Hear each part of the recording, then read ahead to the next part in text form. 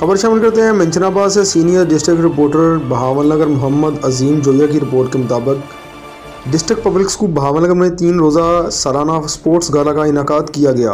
Deputy commissioner ज़िला बहावलनगर जुल्फ़कार अहमद भून मेहमान खुसूसी थे। इनके हमरा एडिशनल डिप्टी कमिश्नर रेवेन्यू भी मौजूद थे। डिस्ट्रिक्ट पब्लिक स्कूल के तलबात ने इस मौके पर मुख्तलिफ खेलों क्रिकेट, दौड़, रेस वगैरह में हिस्सा लिया। बच्चों ने पीटी भी पेश की। डिप्टी कमिश्नर बहावलनगर जुल्फ़कार अहमद भून ने इस मौके पर गुफ्तगू करते हुए कहा कि हुकूमत खेलों के फ़रोग के लिए कोशा है।